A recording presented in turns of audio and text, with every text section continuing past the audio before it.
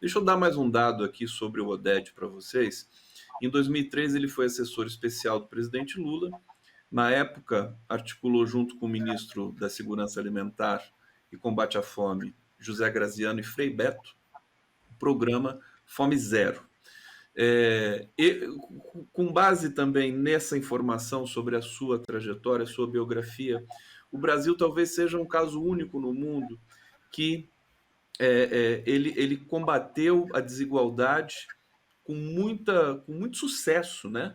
De 2003 até 2012, 13, fez uma curva muito ascendente nesses dados estatísticos, para depois, né, mergulhar nos dados também que são negativos. Você participou desse momento em que o Brasil teve uma performance exuberante para o mundo todo. Deve ser um caso único no mundo. E como é que você se sente vendo, né, essa ascensão do Brasil socialmente e o retorno, digamos assim, das mazelas históricas, né, do país? Eu vivi esse período e vivi com muito prazer, porque vi as coisas acontecendo, vi ações concretas sendo realizadas em várias áreas.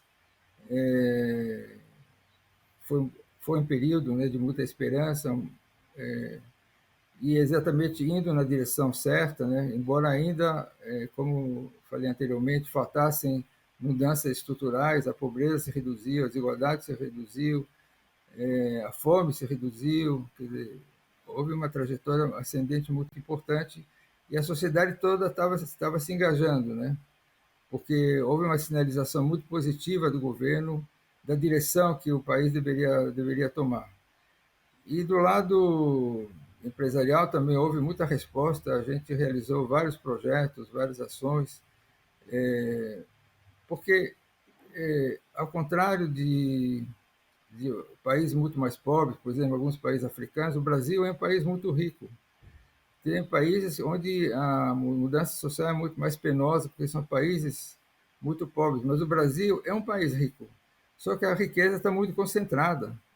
Ela precisa fluir de onde ela abunda para onde há a necessidade dessa riqueza. Então, por exemplo, o projeto que fizemos, que eu fiz com a Febraban, bom, a Febraban, os bancos são um poço de riquezas, né? E nós conseguimos construir com recursos da Febraban, e não só recursos, também com tecnologia da Febraban, 30 mil cisternas, né? Que mudou a vida isso mudou a vida de muita gente. E não pesou nada para a Febraban, quer dizer, não é, estava aí, são recursos disponíveis que poderiam ser utilizados. Mas, nesse período, aproveitando, inclusive, a popularidade do presidente, a gente poderia ter feito mais reformas estruturais.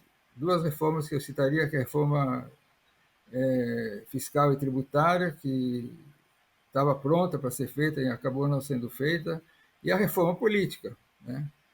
Então, eu acho que as ações são muito meritórias, são muito importantes, melhoram a vida de muita gente, mas muitas vezes não são duradouras, como a gente está vendo agora, que a gente voltou para o mapa da fome, né? E para ter soluções duradouras é necessário reformas estruturais. E reformas estruturais são mais difíceis inclusive politicamente, porque você mexe com aqueles que têm poder político, poder financeiro, poder econômico, você tem que enfrentar com a participação da sociedade. A reforma estrutural, ela é fundamental, mas ela é mais difícil, mais difícil. E muitas vezes a gente evita de enfrentar dificuldades, podendo fazer algumas coisas sem enfrentar essas dificuldades. Mas por isso a situação ela é muito volátil, ela não permanece ao longo do tempo como a gente viu. Tudo foi destruído em pouco tempo, né? Em pouco tempo tivemos uma destruição total de todos os ganhos que o governo Lula conseguiu no seu mandato, né?